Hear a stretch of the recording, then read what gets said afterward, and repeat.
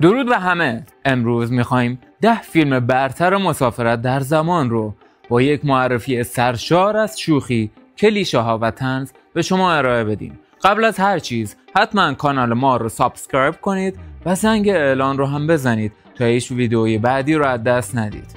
حالا بیاین با هم هر فیلم رو از دید یک داستان جذاب، چالش شخصیت، دلیل اصلی برای تماشا و نتیجه گیری فلسفی همراه با چاشنی شوخی های بکر مرور کنیم. You didn't guess that I was an army brat. You already knew that. You're a stalker. Stalkers wear like trench coats and no underwear. And I am clearly wearing underwear. Look. وقتی اولین بار همدیگر رو دیدیم سال 2018، داستان نوح با بازی آدم دوین رو روایت میکنه که گرفتار دنیای عاشقانه شده.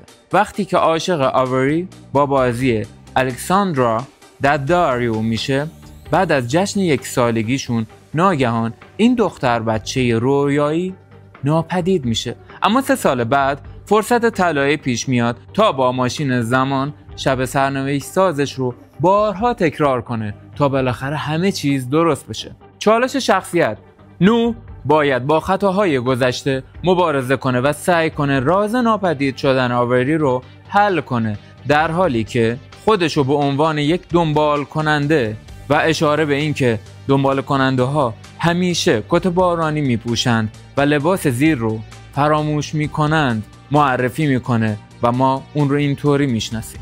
دلیل احساسی که این فیلم برای تماشا بهتون میده: عشق ناکام و اشتیاق برای تصحیح اشتباهات گذشته دل هر عاشقی رو لمس میکنه. نتیجه گیری: شاید زمان رو نتونیم کنترل کنیم، اما میتونیم از هر اشتباه درس بگیریم. هر شب فرصت دوباره‌ای برای بهتر شدن وجود داره. نوح وقتی میخواد شب سرنوشت سازش رو تکرار کنه، انگار با آینه نگاه میکنه و میگه ای آوری، حتی اگه هر بار دوباره شروع کنم هنوز هم خوشگلی.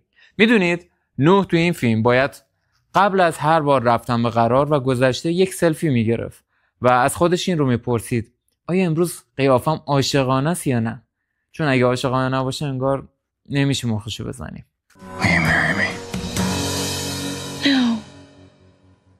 همسفر مسافر زمان 2009، داستان یک زوج عاشق با پیچیدگی های زمان.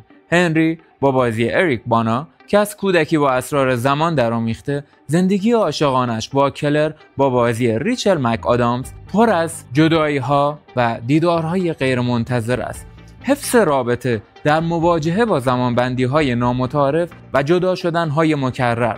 یعنی چطور میتونیم عاشق باشیم وقتی زمان یک بازی پیچیده است.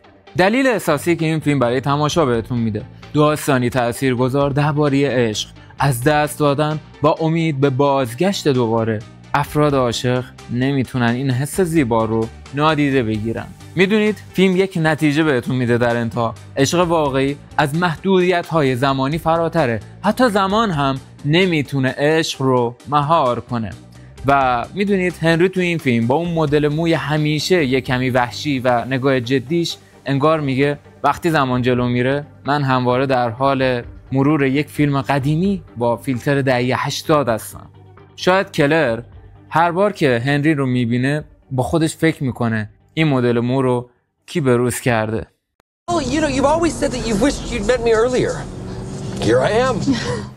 آدم رید، یک خلبان با بازی رایان رینولدز، در سال 2050 با دزدیدن یک جت زمان به سال 2018 برمیگرده تا همسرش رو نجات بده. در این مسیر با شخصیت‌هایی چون مارک روفالو و کاترین کینر همراه میشه.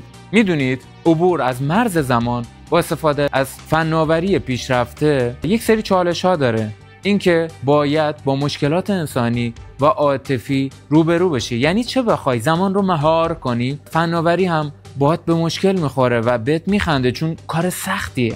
میدونید فداکاری یک مرد عاشق که برای نجات عزیزش از جون مایه میذاره قلب تماشاگر رو واقعا به درد میاره. و حتی در دنیای فناوری پیشرفته عشق و احساسات انسان ارزشمندترین موتور زمانه. رایان رینولدز تو این فیلم با یک لبخندی که همیشه در کنار چهره کمی شاخ و شنگولش دیده میشه اثبات میکنه که حتی اگه وقت رو بدزده حتما قبل از پرش به گذشته از آینه خودش رو یک بار چک میکنه چون همیشه قیافش خوبه. و وقتی مارک روفالو هم سر خودش رو میبینه انگار میگه این مدل اصلا از مد در نیومده، بلکه به سبک آینده است اگه تو آینده همه ما رو از مد بیرون کنه.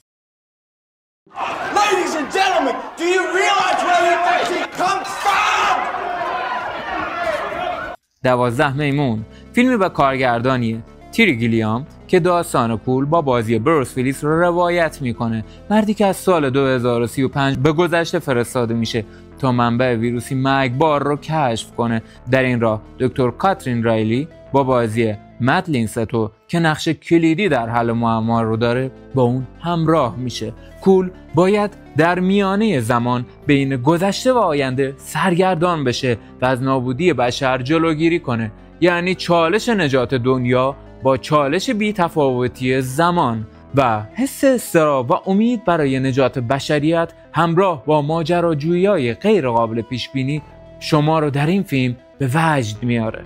میدونید یک نتیجه گیری که در انتهای فیلم میشه کرد اینه: زمان پلیه بین سرنوشت و انتخاب‌های ما. هر تصمیم اثرات غیر منتظره‌ای بر آینده داره و بروس ویلیس با اون چهره بی تغییر و مدل موی همیشه مرتبش مثل یک ساعت سوئیسی عمل میکنه. هیچ چیزی حتی زمان نمیتونه از نظم ظاهریش کم کنه. احتمالا مدلین ستو هر بار که بروس رو میبینه میگه این سبک مو رو به عنوان رمز موفقیت انتخاب کرده یا یه اشتباه فشن تاریخیه. If you guys are really us, what number are we thinking of?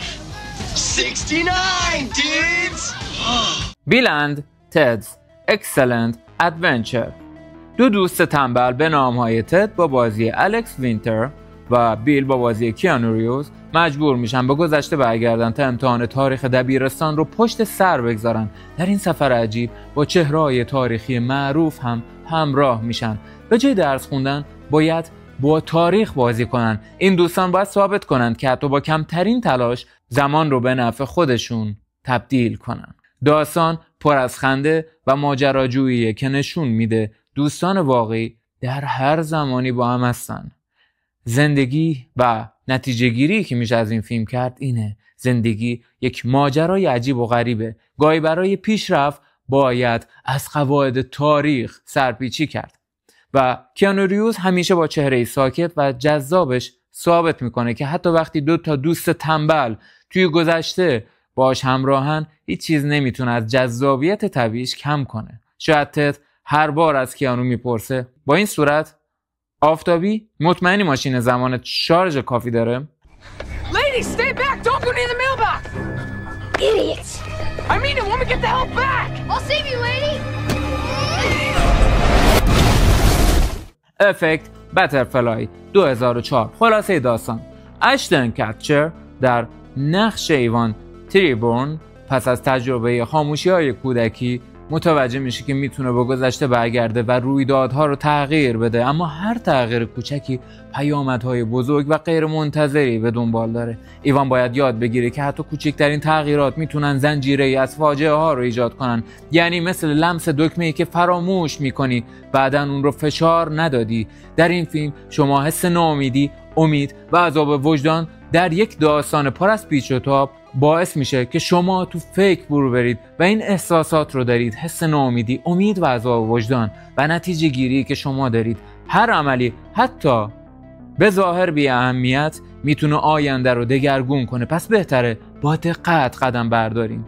میدونید وقتی تو این فیلم اشتون کچر رو میبینید با خودتون این رو میگید: انگار یک مدل مویی داره که هر روز صبح با یک سیستم خودکار آماده میشه و با خودش این رو میگه تاریخ هم باید بتونه تحت تاثیر جذابیت من قرار بگیره. و توی این فیلم متوجه میشید این مرد حتی زمان رو هم نمیتونه تغییر بده.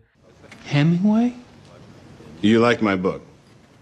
Liked? I loved all your work. نیمه شب در پاریس. خلاصه داستان: کارگردان وودی آلن.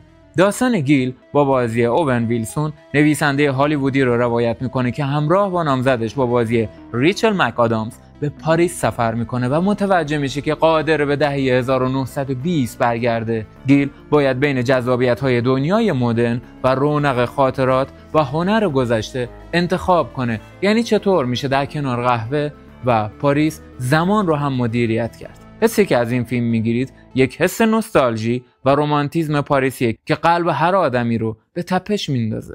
و نتیجه گیری که از این فیلم میشه کرد اینه: گذشته و حال در هم تنیده شدن. خاطرات گذشته چراغ راه آینده است. اوون ویلسون با اون صورت همیشه خندان و نگاهی که میگه زندگی زیباست به پاریس سفر میکنه. انگار زمان خودشه که نمیتونه جلوی لبخندش رو بگیره. It's so good to see you. We've never met before. About Time درباره زمان. دامنال گیلسون در نقش تیم مردیه که متوجه میشه میتونه با گذشته برگرده. اون از این قدرت برای بهتر کردن رابطش با پدرش با بازی بیل نایت و یافتن عشق واقعیش بهره میبره. چالش شخصیت: تیم باید یاد بگیره که تغییر گذشته علاوه بر اصلاح اشتباهات میتونه پیامدهای پیش بینی نشده‌ای به همراه داشته باشه. دلیل احساسی برای تماشا: داستانی گرم و انسانی درباره ارزش خانواده، عشق و گذر زمان. هر لحظه زندگی پر از فرصت‌های دوباره است. نتیجه گیری فلسفی: زمان هدیه‌ای که باید با دقت و عشق از اون استفاده کرد. هر لحظه فرصتی دوباره برای زندگی بهتره.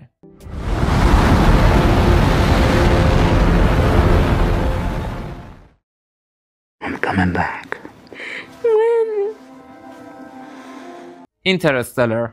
خلاصه داستان: این فیلم به کارگردانی کریستوفر نولان با بازی متیو مک‌کانکی در نقش کوپر داستان یک فضانورد سابق رو روایت میکنه که توسط تیمی از دانشمندان به مأموریتی برای یافتن خانه جدید برای بشریت در دره یک کرمچاله فراگیر میشن و فرود میان. چالش شخصیت: کوپر باید با قوانین عجیب و غریب زمان، تغییر زمان و نسبیت دست و پنجه نرم کنه تا امید بشر رو زنده نگه داره.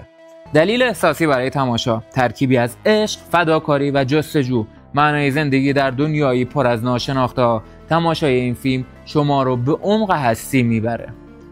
نتیجه گیری فلسفی: شاید ما در جستجوی خونه‌ای جدید باشیم، اما در نهایت خونه جاییه که قلب ما در اون آروم میگیره.